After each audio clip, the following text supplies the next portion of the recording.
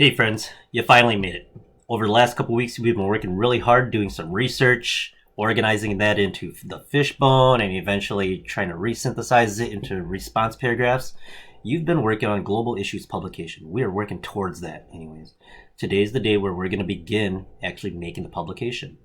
So, what is a publication? Basically, that's just any kind of informative published piece, things that might be in a newspaper, a magazine. This could be a poster, and you're just trying to tell people more about that global issue that you decided to learn about and the place. We're going to be doing this in Google Slides. Now, yes, Google Slides is used as a presentation tool, but Google Slides is also a really great tool for making images out of, and that's what we're going to be using it for.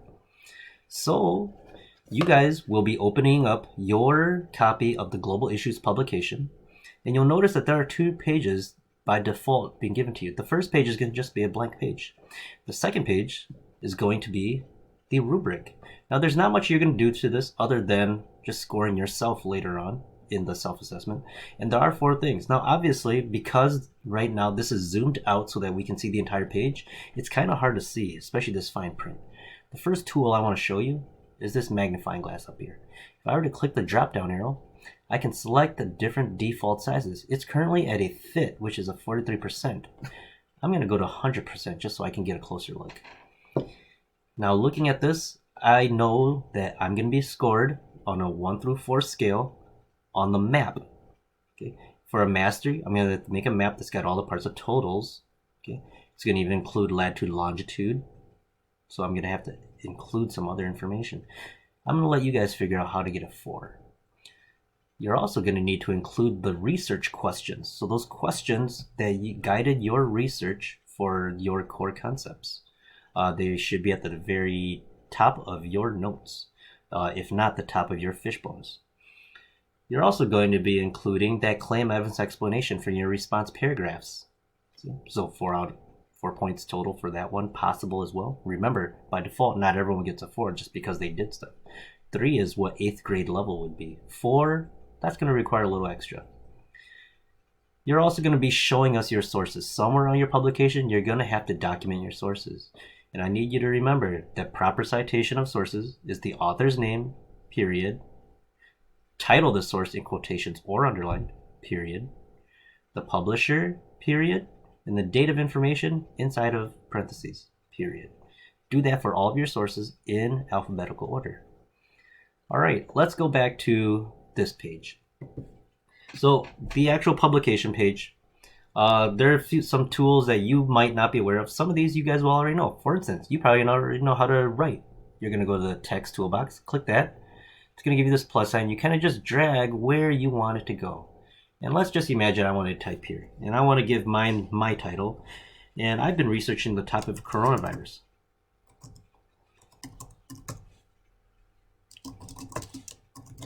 And specifically, I've been looking at it in the United States.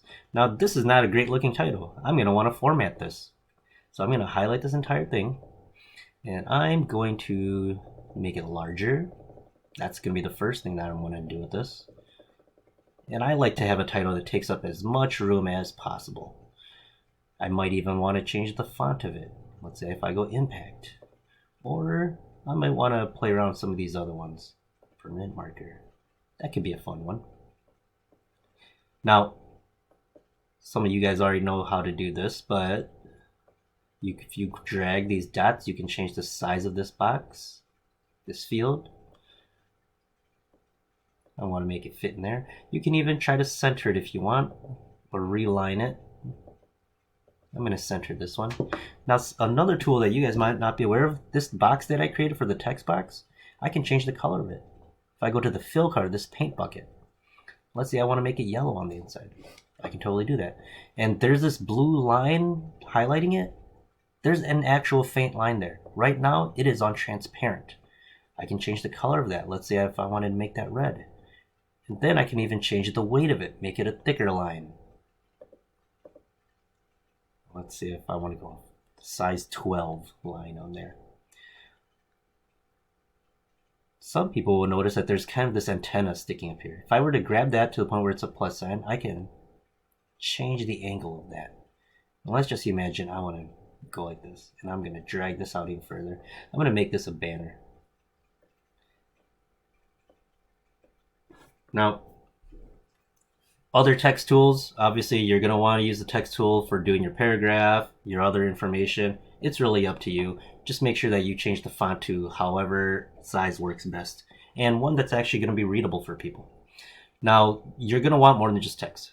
Obviously, you're going to want to have some images, and there's several things that you could do. For instance, if you were to click along the top here, there are shapes that you could include. Let's just imagine that I want to have some lightning bolt in here for some reason. I could do that. I could change the color of it. Once again, change the weight of that line. I could change the angle of it. And if I right click it, you'll notice that I can rotate it. I can flip it horizontally. Okay. And you'll notice that made an image. I can flip it vertically. Right? Or I could have just grabbed it and moved it around. You can do that for any of your images. That's one way you can add images. Now, if you actually want to add real photos, you could do a search. So I'm going to go insert, select from images. I can upload from my computer. Let's say if I have a picture that I downloaded to my computer, I could grab it from there. Or I can search the web by default. And there is kind of a limited search feature that Google Slides allows us. And so let's say I want to find something from coronavirus. Something more appropriate. I'm just going to pretend I want this image. So I'm going to click that, go insert, and there it is.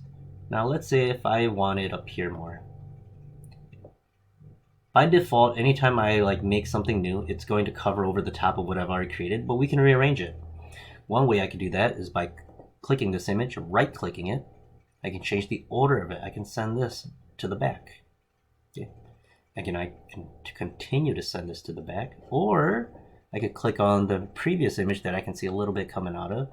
I can bring that to the front. Now, the other thing that you can do with images, if I were to click this, right-click it, I could format this. By formatting, I can change a lot of things. I can recolor it, I can reposition it, change the size rotation. I'm going to go to adjustments. And let's just say I want to make this thing a little more transparent. I don't want it to be as intense. Let's say I even want to make it a little bit brighter, okay, or a little bit darker, to the point where I can hardly even see it. I can change the contrast.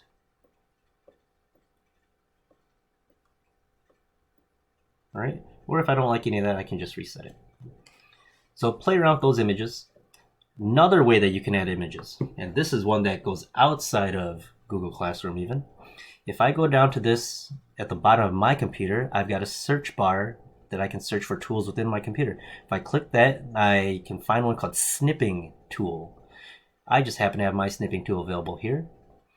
I can go to New, and I can go and cut and paste from any image.